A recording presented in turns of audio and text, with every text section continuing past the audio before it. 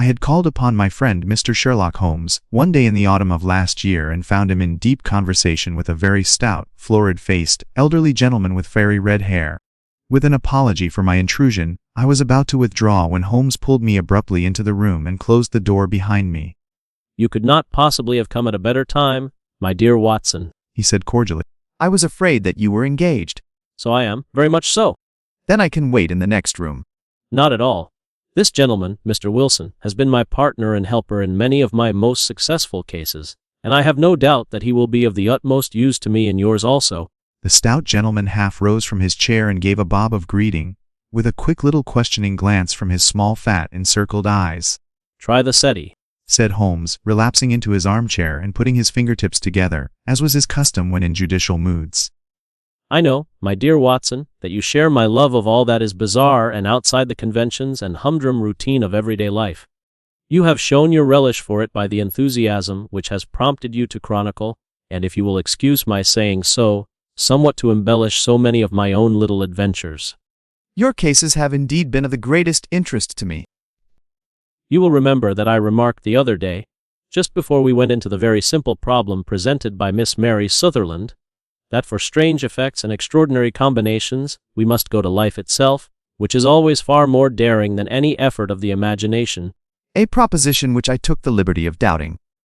You did, Doctor, but none the less you must come round to my view, for otherwise I shall keep on piling fact upon fact on you until your reason breaks down under them and acknowledges me to be right.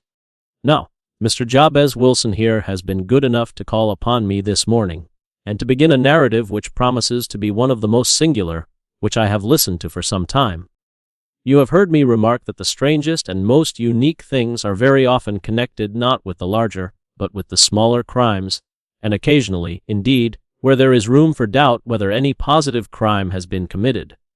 As far as I have heard, it is impossible for me to say whether the present case is an instance of crime or not, but the course of events is certainly among the most singular that I have ever listened to.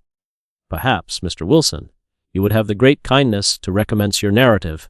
I ask you not merely because my friend Dr. Watson has not heard the opening part, but also because the peculiar nature of the story makes me anxious to have every possible detail from your lips.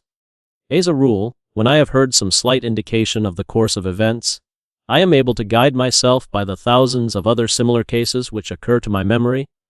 In the present instance I am forced to admit that the facts are, to the best of my belief, unique. The portly client puffed out his chest with an appearance of some little pride, and pulled a dirty and wrinkled newspaper from the inside pocket of his greatcoat.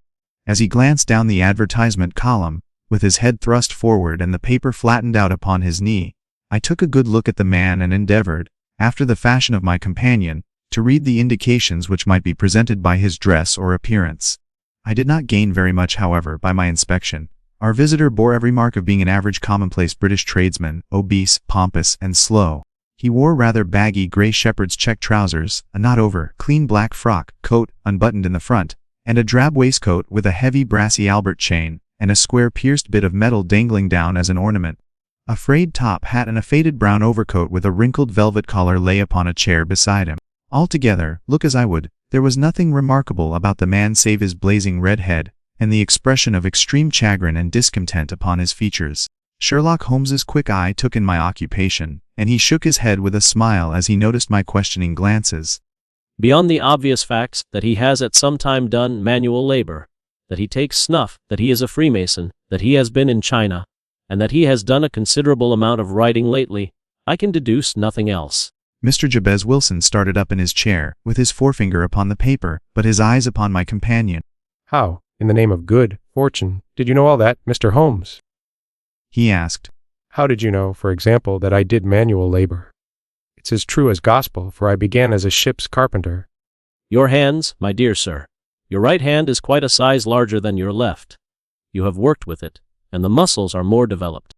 "Well, the snuff, then, and the Freemasonry." I won't insult your intelligence by telling you how I read that, especially as, rather against the strict rules of your order, you use an arc and compass breastpin. "Ah, of course, I forgot that. But the writing." What else can be indicated by that right cuff so very shiny for 5 inches, and the left one with the smooth patch near the elbow where you rested upon the desk?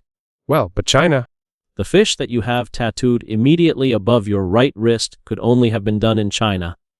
I have made a small study of tattoo marks and have even contributed to the literature of the subject.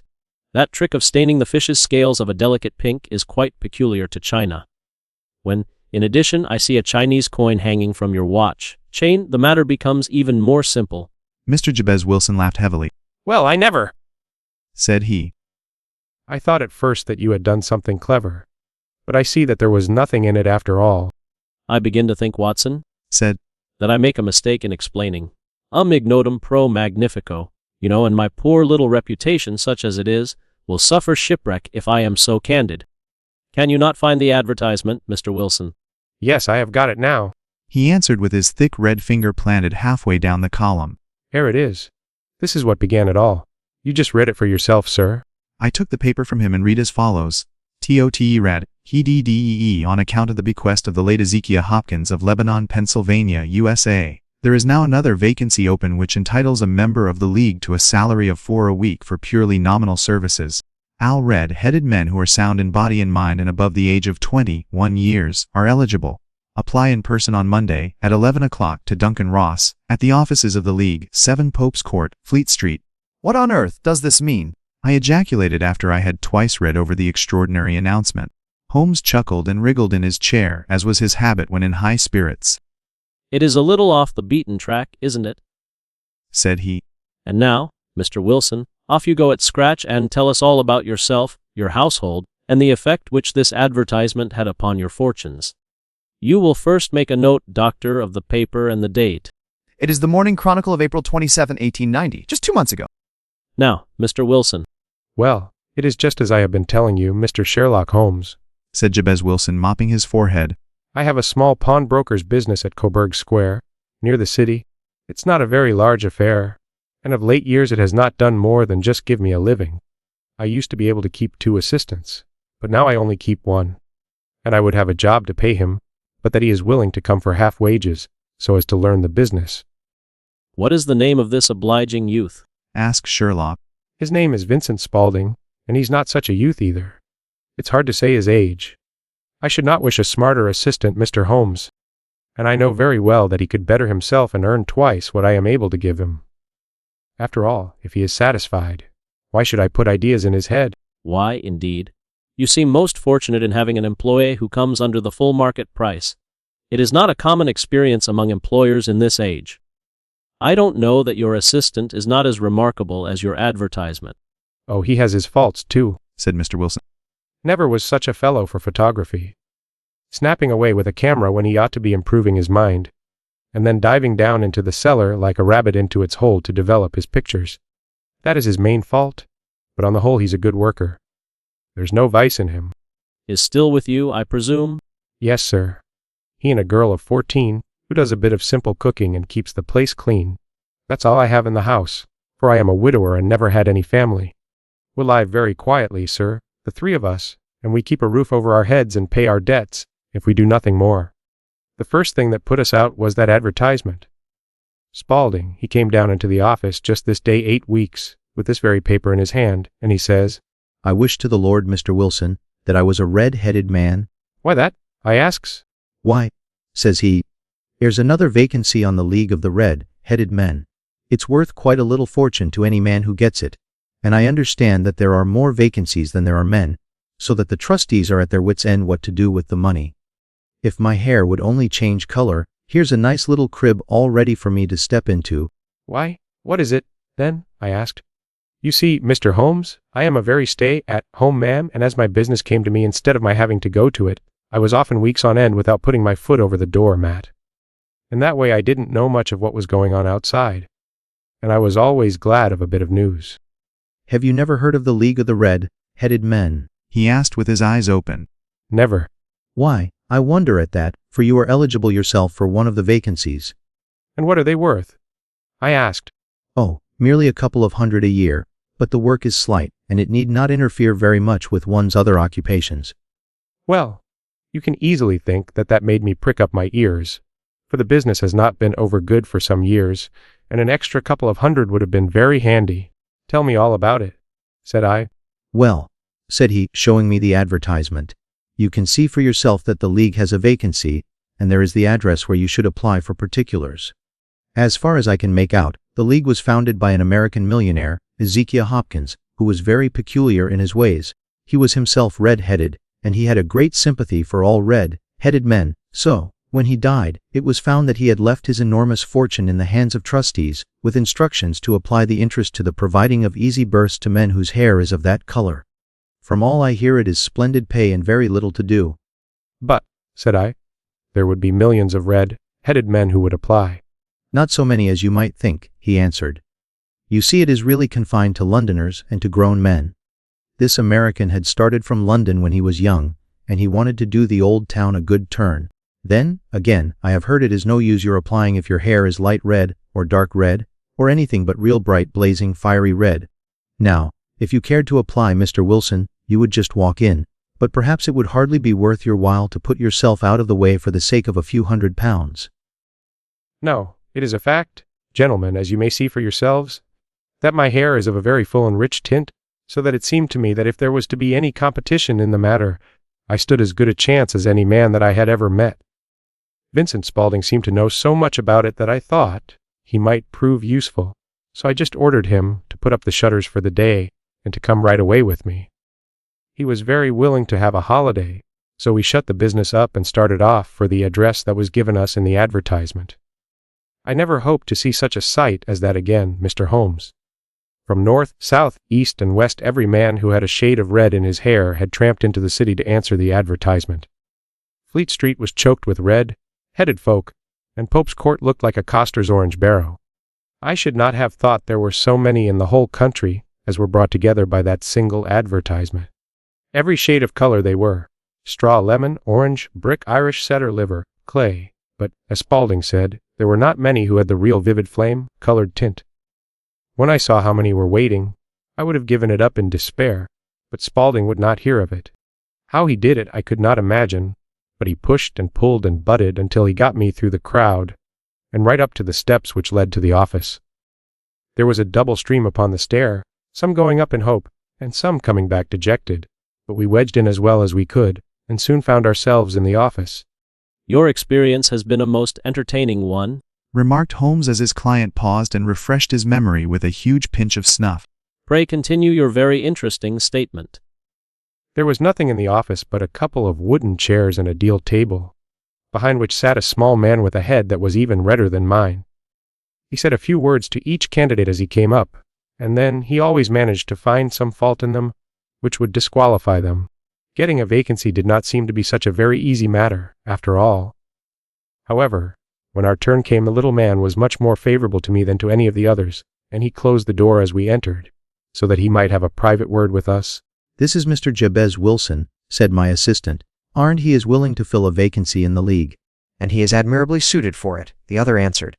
He has every requirement. I cannot recall when I have seen anything so fine. He took a step backward, cocked his head on one side, and gazed at my hair until I felt quite bashful. Then suddenly he plunged forward, wrung my hand, and congratulated me warmly on my success. It would be injustice to hesitate, said he. You will, however, I am sure, excuse me for taking an obvious precaution. With that he seized my hair in both his hands, and tugged until I yelled with the pain. There is water in your eyes, said he as he released me. I perceive that all is as it should be, but we have to be careful, for we have twice been deceived by wigs and once by paint.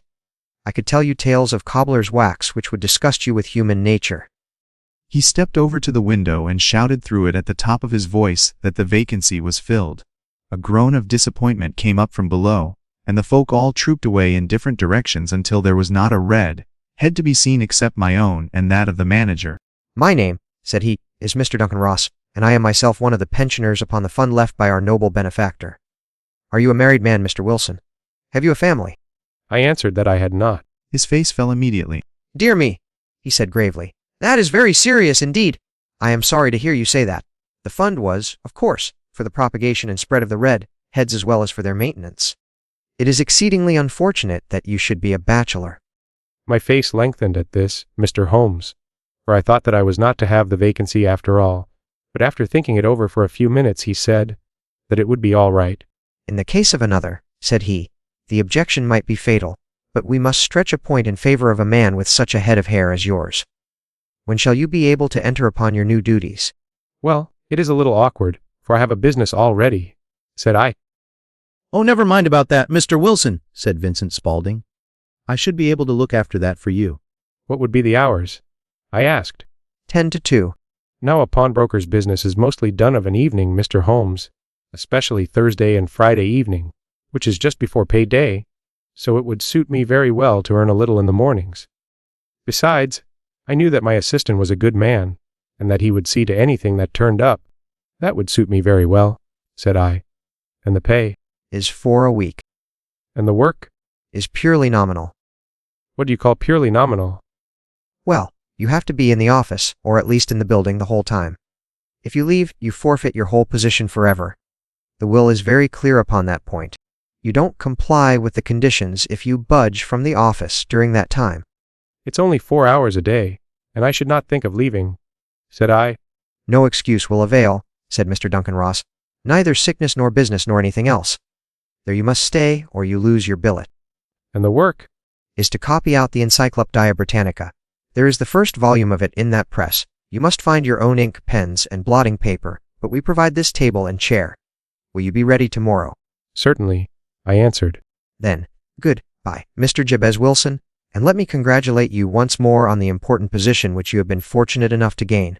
He bowed me out of the room and I went home with my assistant, hardly knowing what to say or do. I was so pleased at my own good fortune.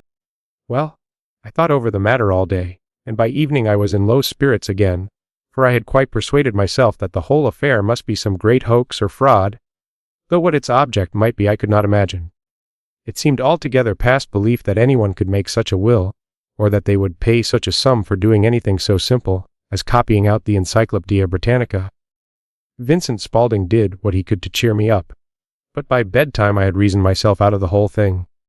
However, in the morning I determined to have a look at it anyhow, so I bought a penny bottle of ink, and with a quill pen and 7 sheets of foolscap paper, I started off for Pope's Court. Well, to my surprise and delight, everything was as right as possible. The table was set out ready for me, and Mr. Duncan Ross was there to see that I got fairly to work.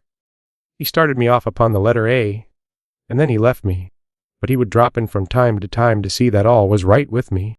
At 2 o'clock he bade me good day, complimented me upon the amount that I had written, and locked the door of the office after me. This went on day after day, Mr. Holmes, and on Saturday the manager came in and planked down 4 golden sovereigns for my week's work. It was the same next week, and the same the week after. Every morning I was there at 10, and every afternoon I left at 2. By degrees Mr. Duncan Ross took to coming in only once of a morning, and then, after a time, he did not come in at all. Still, of course, I never dared to leave the room for an instant, for I was not sure when he might come, and the billet was such a good one, and suited me so well, that I would not risk the loss of it. 8 weeks passed away like this, and I had written about abbots and archery and armor and architecture in Attica, and hoped with diligence that I might get on to the B's before very long. It cost me something in foolscap, and I had pretty nearly filled a shelf with my writings. And then suddenly the whole business came to an end. To an end? Yes, sir, and no later than this morning. I went to my work as usual at 10 o'clock, but the door was shut and locked, with a little square of cardboard hammered onto the middle of the panel with a tack. Here it is, and you can read for yourself. He held up a piece of white cardboard about the size of a sheet of note paper. It read in this fashion: The read as she the AGS Deselva, October 9, 1890. Sherlock Holmes and I surveyed this curt announcement, and the rueful face behind it, until the comical side of the affair so completely overtopped every other consideration, that we both burst out into a roar of laughter. I cannot see that there is anything very funny, cried our client, flushing up to the roots of his flaming head. If you can do nothing better than laugh at me, I can go elsewhere. No, cried Holmes, shoving him back into the chair from which he had half risen. I really wouldn't miss your case for the world. It is most refreshingly unusual. But there is, if you will excuse my saying so, something just a little funny about it. Pray, what steps did you take when you found the card upon the door? I was staggered, sir. I did not know what to do. Then I called at the offices round, but none of them seemed to know anything about it. Finally, I went to the landlord, who is an accountant living on the ground floor, and I asked him if he could tell me what had become of the red-headed league. He said that he had never heard of any such body. Then I asked him who Mr. Duncan Ross was. He answered that the name was new to him, Well, said I, the gentleman at No. 4. What, the red-headed man? The implied landlord's voice based on Wilson's narration. Yes. Oh, said he, his name was William Morris. He was a solicitor and was using my room as a temporary convenience until his new premises were ready. He moved out yesterday. Implied landlord's voice. Where could I find him? Oh, at his new offices. He did tell me the address. Yes, 17 King Edward Street, near St. Paul's. Implied landlord's voice. I started off Mr. Holmes, but when I got to that address it was a manufactory of artificial knee caps, and no one in it had ever heard of either Mr. William Morris or Mr. Duncan Ross. And what did you do then? Ask. I went home to Saxe-Coburg Square, and I took the advice of my assistant. But he could not help me in any way. He could only say that if I waited I should hear by post. But that was not quite good enough, Mr. Holmes.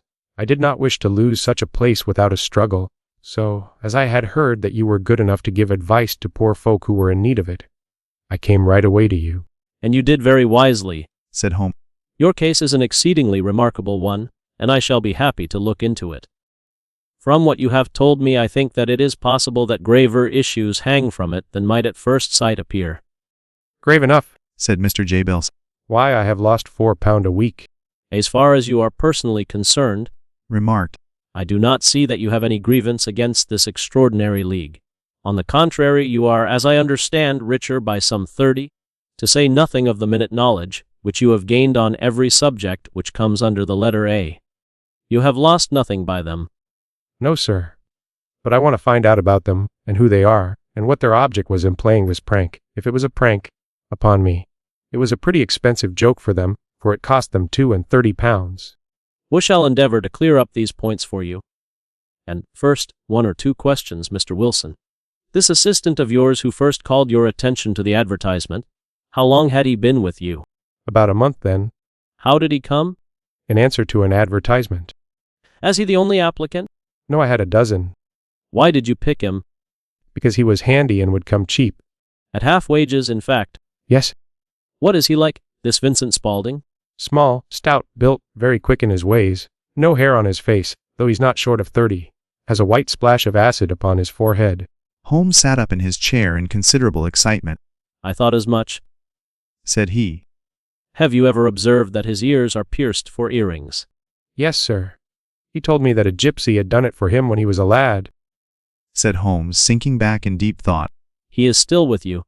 Oh, yes, sir, I have only just left him. And has your business been attended to in your absence? Nothing to complain of, sir. There's never very much to do of a morning. That will do, Mr. Wilson. I shall be happy to give you an opinion upon the subject in the course of a day or 2.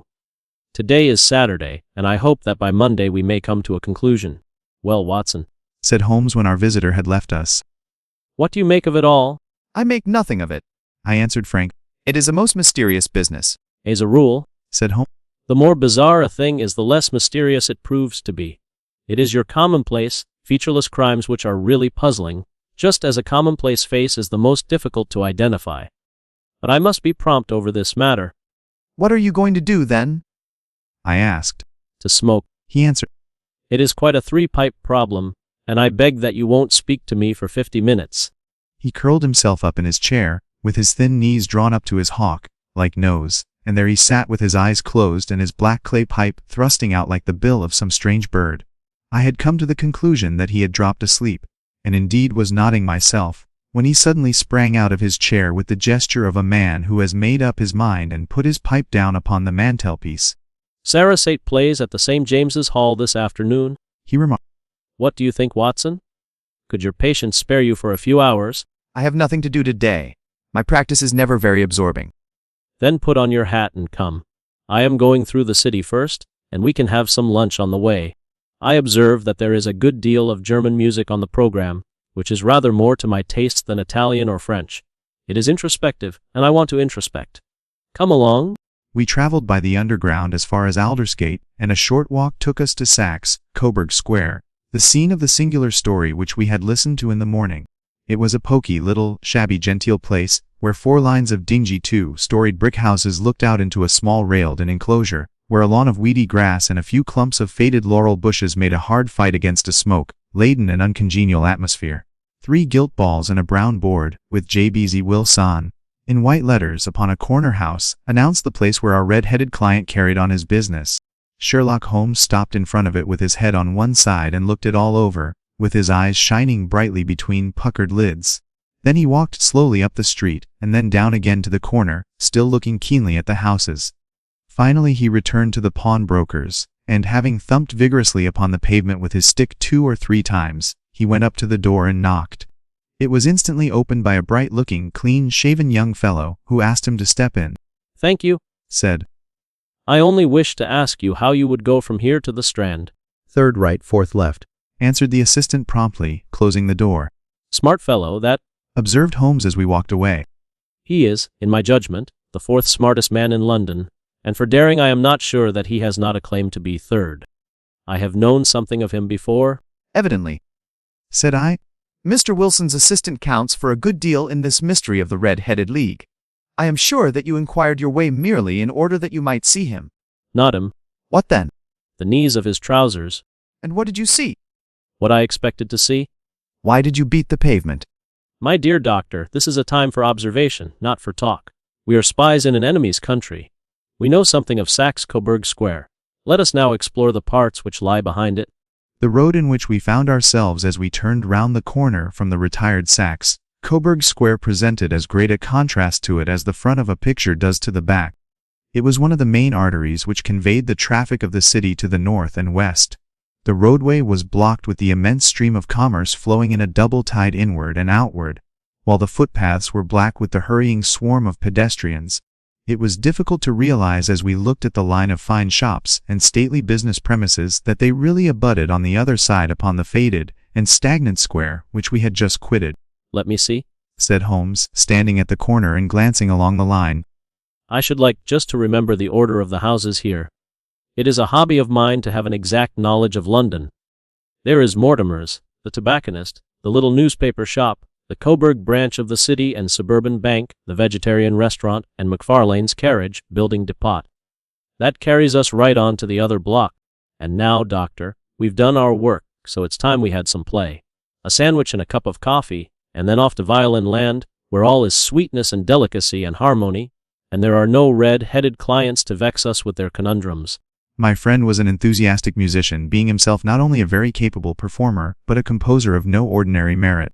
All the afternoon he sat in the stalls wrapped in the most perfect happiness, gently waving his long, thin fingers in time to the music, while his gently smiling face and his languid, dreamy eyes were as unlike those of Holmes the sleuth hound, Holmes the relentless, keen-witted, ready-handed criminal agent, as it was possible to conceive. In his singular character the dual nature alternately asserted itself, and his extreme exactness and astuteness represented, as I have often thought, the reaction against the poetic and contemplative mood which occasionally predominated in him. The swing of his nature took him from extreme languor to devouring energy, and as I knew well, he was never so truly formidable as when, for days on end, he had been lounging in his armchair amid his improvisations and his black letter editions. Then it was that the lust of the chase would suddenly come upon him, and that his brilliant reasoning power would rise to the level of intuition, until those who were unacquainted with his methods would look askance at him as on a man whose knowledge was not that of other mortals. When I saw him that afternoon so enwrapped in the music at St. James's Hall, I felt that an evil time might be coming upon those whom he had set himself to hunt down. "You want to go home, no doubt, doctor?" he remarked as we emerged. Yes, it would be as well. "And I have some business to do which will take some hours. This business at Coburg Square is serious. Why serious? A considerable crime is in contemplation. I have every reason to believe that we shall be in time to stop it. But today being Saturday rather complicates matters. I shall want your help tonight. 8 what time? 10 will be early enough." I shall be at Baker Street at 10. "Very well. And I say, doctor, there may be some little danger, so kindly put your army revolver in your pocket." He waved his hand, turned on his heel, and disappeared in an instant among the crowd. I trust that I am not more dense than my neighbors, but I was always oppressed with a sense of my own stupidity in my dealings with Sherlock Holmes. Here I had heard what he had heard, I had seen what he had seen, and yet from his words it was evident that he saw clearly not only what had happened, but what was about to happen, while to me the whole business was still confused and grotesque. As I drove home to my house in Kensington I thought over it all, from the extraordinary story of the red-headed copier of the encyclopedia down to the visit to Saxe-Coburg Square, and the ominous words with which he had parted from me. What was this nocturnal expedition, and why should I go armed? Where were we going, and what were we to do? I had the hint from Holmes that this smooth-faced pawnbroker's assistant was a formidable man, a man who might play a deep game. I tried to puzzle it out, but gave it up in despair and set the matter aside until night should bring an explanation. It was 9:15 when I started from home and made my way across the park, and so through Oxford Street to Baker Street.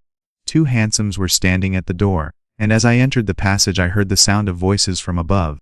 On entering his room, I found Holmes in animated conversation with 2 men, one of whom I recognized as Peter Jones, the official police agent, while the other was a long, thin, sad-faced man, with a very shiny hat and oppressively respectable frock coat. Our party is complete, said Holmes, buttoning up his pea jacket and taking his heavy hunting crop from the rack. Watson, I think you know Mr. Jones, of Scotland Yard. Let me introduce you to Mr. Merryweather, who is to be our companion in tonight's adventure. We're hunting in couples again, Doctor, you see, said Jones in his consequential way. Our friend here is a wonderful man for starting a chase.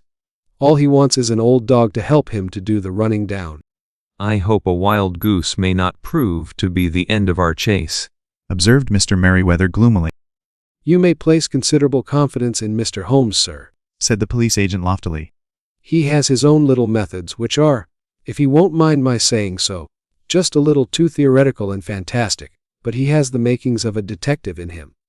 It is not too much to say that once or twice, as in that business of the Sholto murder and the Agra treasure, he has been more nearly correct than the official force. Oh, if you say so, Mr. Jones, it is all right, said the stranger with deference. Still, I confess that I miss my rubber. It is the first Saturday night for 7 and 20 years that I have not had my rubber. I think you will find, said Sherlock Holmes, that you will play for a higher stake tonight than you have ever done yet, and that the play will be more exciting. For you, Mr. Merryweather, the stake will be some 30,000, and for you, Jones, it will be the man upon whom you wish to lay your hands. John Clay, the murderer, thief, smasher, and forger. He's a young man, Mr. Merryweather, but he is at the head of his profession, and I would rather have my bracelets on him than on any criminal in London. He's a remarkable man, is young John Clay. His grandfather was a royal duke, and he himself has been to Eton and Oxford. His brain is as cunning as his fingers, and though we meet signs of him at every turn, we never know where to find the man himself. He'll crack a crib in Scotland one week, and be raising money to build an orphanage in Cornwall the next. I've been on his track for years and have never set eyes on him yet. I hope that I may have the pleasure of introducing you tonight.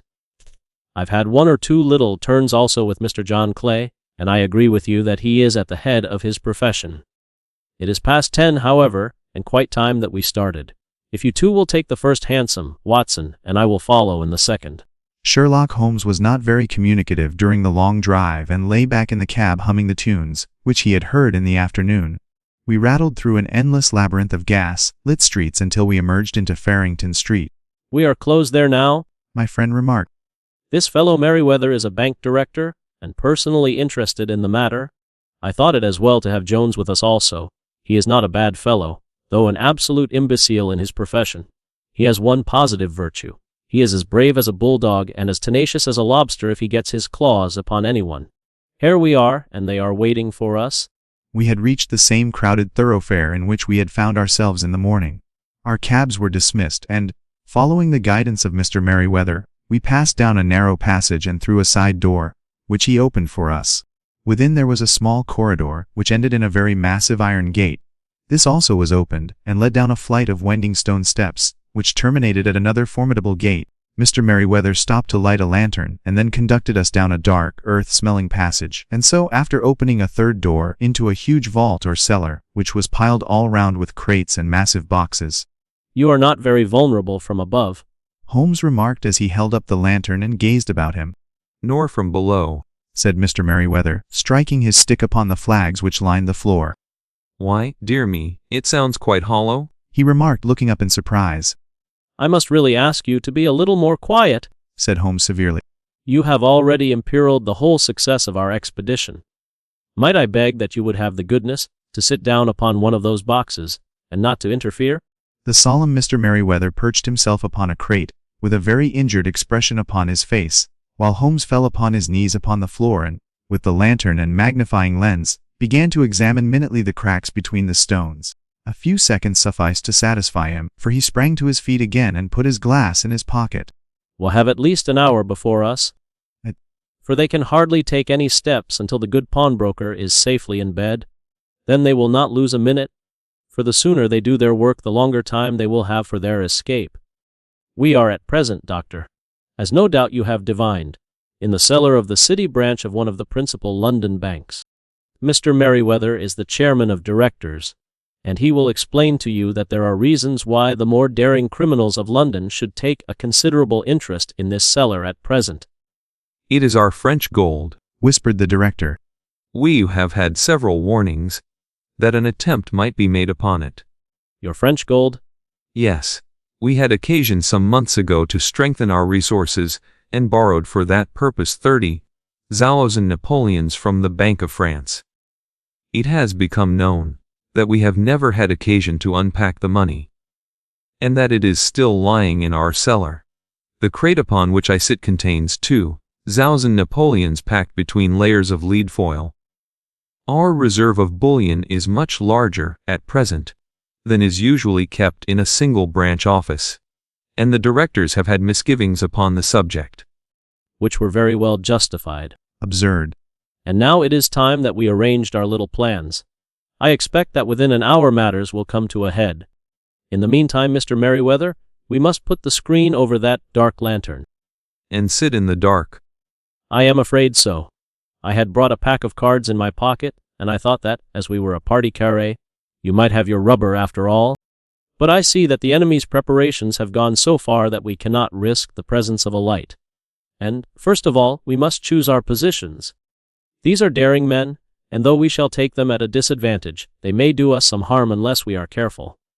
I shall stand behind this crate, and do you conceal yourselves behind those. Then, when I flash a light upon them, close in swiftly. If they fire, Watson, have no compunction about shooting them down. I placed my revolver, cocked, upon the top of the wooden case behind which I crouched. Holmes shot the slide across the front of his lantern and left us in pitch darkness. Such an absolute darkness as I have never before experienced. The smell of hot metal remained to assure us that the light was still there, ready to flash out at a moment's notice. To me, with my nerves worked up to a pitch of expectancy, there was something depressing and subduing in the sudden gloom, and in the cold dank air of the vault. They have but one retreat, whispered Holmes. That is back through the house into Saxe-Coburg Square. I hope that you have done what I asked you, Jones. I have an inspector and 2 officers waiting at the front door. Then we have stopped all the holes, and now we must be silent and wait. What a time it seemed! From comparing notes afterwards it was but an hour and a quarter, yet it appeared to me that the night must have almost gone, and the dawn be breaking above us. My limbs were weary and stiff, for I feared to change my position, yet my nerves were worked up to the highest pitch of tension, and my hearing was so acute that I could not only hear the gentle breathing of my companions, but I could distinguish the deeper, heavier in-breath of the bulky Jones from the thin, sighing note of the bank director. From my position I could look over the case in the direction of the floor. Suddenly my eyes caught the glint of a light. At first it was but a lurid spark upon the stone pavement, then it lengthened out until it became a yellow line, and then, without any warning or sound, a gash seemed to open and a hand appeared, a white, almost womanly hand, which felt about in the center of the little area of light. For a minute or more the hand, with its writhing fingers, protruded out of the floor. Then it was withdrawn as suddenly as it appeared, and all was dark again save the single lurid spark which marked a chink between the stones. Its disappearance, however, was but momentary. With a rending, tearing sound, one of the broad, white stones turned over upon its side and left a square, gaping hole, through which streamed the light of a lantern. Over the edge there peeped a clean, cut, boyish face which looked keenly about it, and then, with a hand on either side of the aperture, drew itself shoulder high and waist high, until one knee rested upon the edge. In another instant he stood at the side of the hole, and was hauling after him a companion, lithe and small like himself, with a pale face and a shock of very red hair. It's all clear, he whispered. Have you the chisel and the bags? Great Scott, jump Archie, jump, and I'll swing for it. Spaulding is revealed as John Clay here, so his voice code changes. Sherlock Holmes had sprung out and seized the intruder by the collar. The other dived down the hole, and I heard the sound of rending cloth as Jones clutched at his skirts. The light flashed upon the barrel of a revolver, but Holmes's hunting crop came down on the man's wrist, and the pistol clinked upon the stone floor. "It's no use, John Clay," said Holmes bland. "You have no chance at all." So I see. The other answered with the utmost coolness. I fancy that my pal is all right, though I see you have got his coat tails. "There are 3 men waiting for him at the door," said Holmes. Oh, indeed! You seem to have done the thing very completely. I must compliment you. "And you." Holmes answered. "Your red-headed idea was very new and effective." You'll see your pal again presently, said John. He's quicker at climbing down holes than I am. Just hold out while I fix the derbies. I beg that you will not touch me with your filthy hands. Remarked our prisoner as the handcuffs clattered upon his wrists. You may not be aware that I have royal blood in my veins. Have the goodness, also, when you address me always to say sir, and please. All right, said Jones with a stare and a snigger. Well, would you please, sir, march upstairs, where we can get a cab to carry your highness to the police station. That is better, said John Clay serenely. He made a sweeping bow to the 3 of us and walked quietly off in the custody of the detective. Really, Mr. Holmes, said Mr. Merryweather as we followed them from the cellar. I do not know how the bank can thank you or repay you. Snapper, there is no doubt that you have detected and defeated in the most complete manner one of the most determined attempts at bank robbery that have ever come within my experience. "I have had 1 or 2 little scores of my own to settle with Mr. John Clay," said. "I have been at some small expense over this matter, which I shall expect the bank to refund, but beyond that I am amply repaid by having had an experience which is in many ways unique, and by hearing the very remarkable narrative of the Red-Headed League." You see, Watson, he explained in the early hours of the morning as we sat over a glass of whiskey and soda in Baker Street. It was perfectly obvious from the first that the only possible object of this rather fantastic business of the advertisement of the League, and the copying of the encyclopedia, must be to get this not-over-bright pawnbroker out of the way for a number of hours every day. That was a curious way of managing it, but, really, it would be difficult to suggest a better. The method was no doubt suggested to Clay's ingenious mind by the color of his accomplice's hair. The $4 a week was a lure which must draw him, and what was it to them, who were playing for thousands? They put in the advertisement, one rogue has the temporary office, the other rogue incites the man to apply for it, and together they managed to secure his absence every morning in the week. From the time that I heard of the assistant having come for half wages, it was obvious to me that he had some strong motive for securing the situation. But how could you guess what the motive was? Had there been women in the house, I should have suspected a mere vulgar intrigue. That, however, was out of the question. The man's business was a small one, and there was nothing in his house which could account for such elaborate preparations and such an expenditure as they were at. It must, then, be something out of the house. What could it be? I thought of the assistant's fondness for photography and his trick of vanishing into the cellar. The cellar! There was the end of this tangled clue. Then I made inquiries as to this mysterious assistant and found that I had to deal with one of the coolest and most daring criminals in London. He was doing something in the cellar, something which took many hours a day for months on end. What could it be, once more? I could think of nothing save that he was running a tunnel to some other building. So far I had got when we went to visit the scene of action. I surprised you by beating upon the pavement with my stick. I was ascertaining whether the cellar stretched out in front or behind. It was not in front. Then I rang the bell, and as I hoped, the assistant answered it. We have had some skirmishes, but we had never set eyes upon each other before. I hardly looked at his face. His knees were what I wished to see. You must yourself have remarked how worn, wrinkled, and stained they were. They spoke of those hours of burrowing. The only remaining point was what they were burrowing for. I walked round the corner, saw the city and suburban bank abutted on our friend's premises, and felt that I had solved my problem. When you drove home after the concert, I called upon Scotland Yard and upon the chairman of the bank directors, with the result that you have seen. And how could you tell that they would make their attempt tonight? I asked. Well, when they closed their league offices, that was a sign that they cared no longer about Mr. Jabez Wilson's presence. In other words, that they had completed their tunnel. But it was essential that they should use it soon, as it might be discovered, or the bullion might be removed. Saturday would suit them better than any other day, as it would give them 2 days for their escape. For all these reasons I expected them to come tonight. You reasoned it out beautifully, I exclaimed in unfeigned admiration. It is so long a chain, and yet every link rings true. It saved me from ennui. He answered, yawning. Alas! I already feel it closing in upon me. My life is spent in one long effort to escape from the commonplaces of existence. These little problems help me to do so. And you are a benefactor of the race, Said I. He shrugged his shoulders. Well, perhaps, after all, it is of some little use. He remarked. Will home chest rien. Will you chest tout, as Gustav Flaubert wrote to George Sand.